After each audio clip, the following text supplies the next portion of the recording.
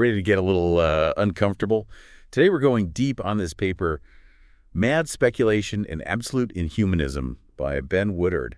It's about weird fiction, Lovecraft and Ligotti specifically, and how it all connects to Post-Kantian philosophy.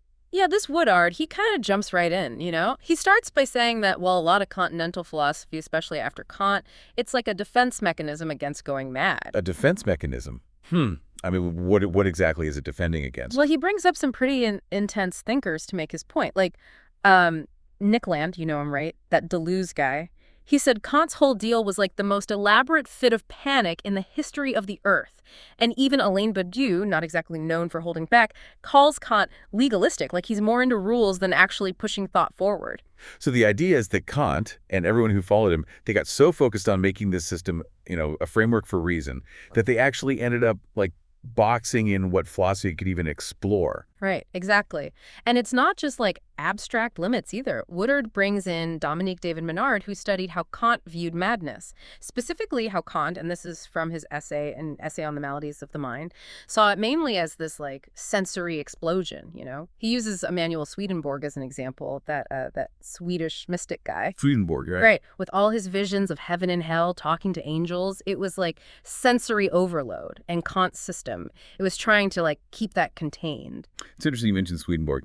It seems like these figures who operate outside of, normal reason and experience, they keep popping up for Woodard. Yeah. And this is where you see the link to weird fiction starting to form. Yeah. Writers like Lovecraft and Ligotti, they're also going into these areas that philosophy usually avoids. Places where reason falls apart, where experience overwhelms you, where the whole idea of reality gets messed up. It's funny. Lovecraft himself, he said his goal was to achieve the illusion of some strange suspension or violation of the galling limitations of time, space, and natural law. It's almost like he was directly going against that Kantian project. Yeah, and what's really interesting is that Lovecraft didn't do this by using like typical supernatural stuff. He was really into materialism, like Hugh Eliot, that kind of thinker. He was obsessed with deep time, with how vast and uncaring the cosmos is. The horror in his stories, it comes from realizing that we're just tiny things in a universe that doesn't even notice us, a universe with laws that are totally alien to us. But, he still managed to make it feel uncanny, Yeah. like something beyond what we can understand. Exactly. And that's where his idea of the supernormal comes in. He pushes the boundaries of what's possible in the natural world, but without going into the supernatural. Yeah. He throws us up against these potential intelligences and things that just don't fit our understanding, things that are outside of what we think we know. Ligotti, though, he seems to come at it from a different angle. His horror is less, cosmic, and more about existence itself. More grounded in everyday stuff, that feeling of being stuck in a meaningless puppet show. Oh, yeah, absolutely. Ligotti's writing, it's filled with this creepy feeling that the self is fake, like we're puppets being controlled by, who knows what. He says, just a little doubt slipped into the mind, a little trickle of suspicion in the bloodstream, and all those eyes of ours, one by one, open up to the world and see its horror. It's subtle, but it gets under your skin, It eats away at your sense of control, of being in charge. So both Lovecraft and Ligotti, even though they do it differently, they both seem to challenge the idea that we're at the center of things. This unsettling idea that we might not be the ones in control of reality. Yeah, and that's what makes their work fit so well with what Woodard is saying. They both, each in their own way, force us to face the possibility of a reality that's bigger than us, a reality that doesn't care about our human categories and ideas. Which leads us to one of the most, interesting and creepy ideas that Woodard digs into. Shogothic materialism. And it all comes from Lovecraft's terrifying Shoggoths. Yeah, the Shoggoths, those things, right. From At the Mountains of Madness. They're like the perfect picture of this messed up materialism.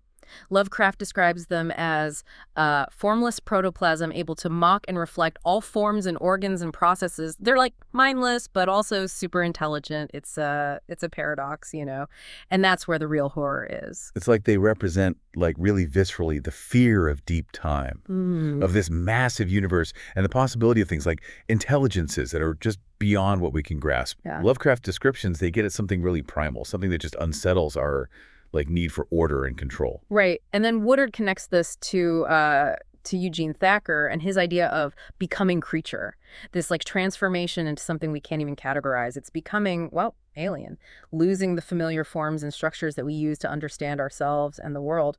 It's like that horror of running into something so totally other that it just breaks apart how we understand things, something that shows us how limited our human perspective really is, like existential vertigo or something, a glimpse into this abyss that could just swallow us whole. Exactly. And Woodard ties this back to Bataille, his ideas about immanence and becoming. The Shoggoths, with their just overwhelming being, they represent this kind of chaotic immanence that we can't, categorize or contain. It's both fascinating and terrifying, like a reminder that we're just part of this, formless, churning mass of existence. So we've got these two forces, right? Yeah. That seem opposite. This vast, uncaring cosmos of Lovecraft's materialism, and then the existential horror of Ligotti's idealism. But are they really that different? That's the key question, isn't it? On the surface, yeah, they seem totally opposed. But what Woodard's pointing out is that they both challenge our comfy assumptions about, reality and consciousness. They both make us face the possibility that our human perspective is limited, that the universe just doesn't care about our expectations or wants. It's like realizing the puppet master might not be some nice god or a rational force, but something way more alien, something operating outside of, anything we can understand. Exactly.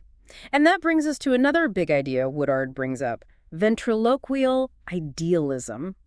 It's all over Ligotti's work. It's chillin'. Ligotti's world, man, it's full of mannequins and puppets, right? Yeah. It's this exploration of how empty and fake the self is. His characters, they're stuck in this nightmare puppet show with some unseen force pulling the strings. He's got this line that really gets you. The human phenomenon is but the sum of densely coiled layers of illusion.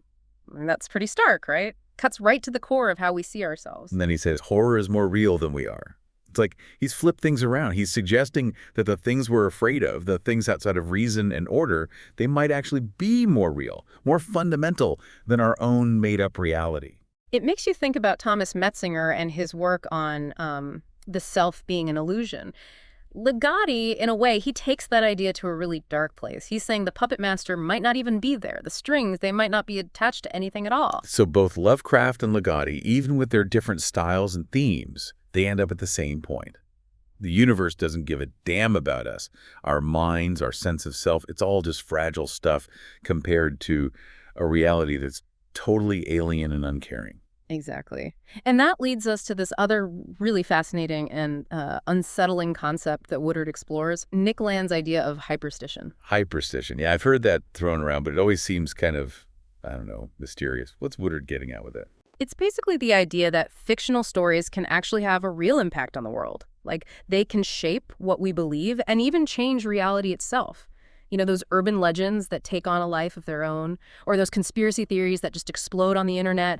They might start as fiction, but they gain power because people believe them, because they get repeated, because they tap into our, deepest fears. So it's not just the power of stories, it's the power of belief to actually shape reality. That's a pretty wild thought. Oh, absolutely. And Woodard links this straight to Lovecraft. He says that Lovecraft's stories, with all the cosmic horror and those disturbing images, they have this kind of hyperstitional power. They create this feeling of unease, like something is wrong, like there's more to reality than what we see. It's like how some ideas, even if they're made up or speculative, can just get stuck in our heads and change how we see the world. Like a cognitive virus or something. A way for stories to get past our rational defenses and into our subconscious. Exactly. And that's where Woodard's critique of Kant comes in. He sees Kant's whole philosophy, with all its focus on reason and order, as a way to protect us from this kind of hyperstitional thinking. Kant's trying to make a safe space for thought, where we can feel secure in what we know and how we understand the world. But Woodard sees that as a form of denial, like a way to avoid what hyperstition really means. Right. He's arguing, like Land, that we need to face the possibility that reality might not be as stable or knowable as we want to believe. We have to be open to the idea that our thoughts, our beliefs, even how we see the world, could be shaped by forces we can't control. That's both terrifying and kind of liberating, isn't it? It is, and it leads to the idea of transcendental paranoia. It's this awareness that thought is external, it doesn't belong to our minds. It's like realizing the puppet master might not be a good god or even a bad demon, but something way stranger, something outside of what humans can even comprehend. It's that horror of realizing the strings might not be attached to anything at all, that our thoughts, our beliefs, our sense of self might all just be the product of forces we can't even begin to understand. And it's this realization, as unsettling as it is, that Woodard sees as a potential starting point for a whole new kind of philosophy. One that's willing to go beyond the safe boundaries of reason, to explore those areas that traditional philosophy has said are off limits. He's calling for a philosophy that's open to the weird, the unsettling, the truly alien. A philosophy that embraces the possibility of madness, not as something bad, but as a way to see beyond the limits of our human perspective. And this is where the real value of weird fiction comes in. These authors, Lovecraft and Ligotti, they're not just telling stories, they're giving us glimpses into a reality that's bigger than what we can grasp, a reality that challenges our most basic ideas about what it means to be human. They're making us confront the possibility that the universe might not be a friendly place, that the forces at play might be indifferent or even hostile to our existence. It's a challenging, even terrifying idea, but it also makes you think, doesn't it? Yeah, and that's exactly what Woodard is trying to do. He's not giving us easy answers or comforting platitudes. He's challenging us to face the weirdness of existence head-on, to grapple with the unsettling implications of a reality that doesn't fit our human expectations. He's asking us to become philosophical explorers ourselves, to go into the unknown territories of thought and experience, even if it means facing our deepest fears and shaking up everything we thought we knew. It's a call to embrace the madness, not as a descent into chaos, but as a potential path to a deeper understanding of the universe and our place in it. It's a call to leave the safe shores of reason and set sail for the uncharted waters of the weird. It's like we're being asked to leave that safe, organized world that Kant built and face the unsettling idea that maybe, just maybe, the universe doesn't actually care about us at all. Right. It's like Woodard wants us to really see how limited our human-centered view of things is. To admit that our whole understanding of the world could be this fragile thing, especially when you consider how vast and chaotic and ultimately uncontrollable reality really is. And he's tracing this line, right? From Kant trying to set up this framework for reason, all the way to Lovecraft and Ligotti, exploring those dark corners where reason just breaks down. Yeah, and it's not just about knowing these possibilities are out there. It's about actually engaging with them, wrestling with what they mean for how we see ourselves in this universe we're stuck in. He's saying we need to be more than just like passive observers of the weird. We have to actually participate in making our own worldviews a little less stable. And that's where I think engaging with weird fiction becomes really valuable. Those authors, Lovecraft, Ligotti, they're not just trying to scare us, they're giving us the tools to dismantle those comfy illusions we cling to. It's like they're handing us this cognitive toolkit, right? For facing the weird, for taking apart the structures we use to understand the world. Yeah, and they're not giving us any easy answers or feel-good stories either. They make us face the possibility that reality might be way stranger and more unsettling than we ever imagined. But doesn't that lead to, I don't know, a kind of danger? Like slipping into nihilism or some kind of cosmic despair? Well, Woodard's already thinking about that. He's not saying we should just blindly embrace chaos or throw reason out the window. It's more like we need to broaden how we understand what reason can even do. So reason that isn't afraid of the shadows.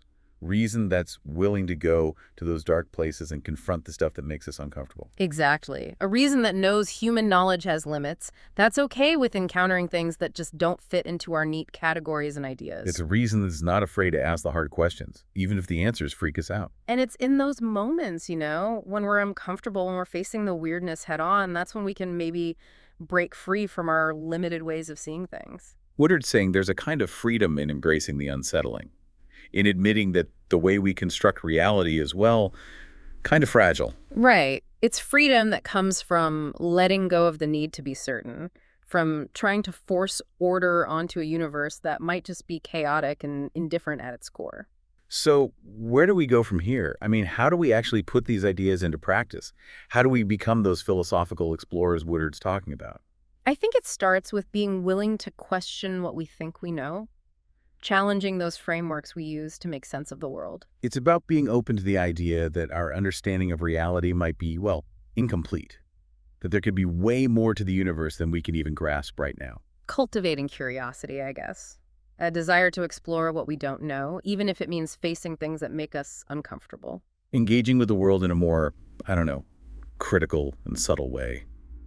Recognizing that the easy answers, they might not be the right ones. And seeing how valuable weird fiction can be. not just as entertainment, but as a way to expand how we understand what's even possible. Using these stories, these unsettling narratives, to really challenge our assumptions, to break apart those comfy illusions, to open ourselves up to new ways of seeing things. It's about embracing the weird, not as a way to escape reality, but as a way to engage with it more deeply, more honestly. It's taking that first step into the darkness, knowing that what we find there might completely change everything we thought we knew. And maybe, just maybe, in those moments when things get really unsettling, we might catch a glimpse of something truly profound, something that changes how we understand ourselves and the universe we're a part of. It's not an easy journey, that's for sure, but it's one that promises to be both challenging and ultimately pretty rewarding. It's a journey right into the heart of the weird, and it's a journey we all have the potential to take. And on that note, we'll leave you to ponder the unsettling possibilities that lie ahead. Keep exploring, keep questioning, and keep embracing the weird. Remember, the universe is a vast and strange place, and the most unsettling discoveries might just be the ones that lead us to the most profound truths.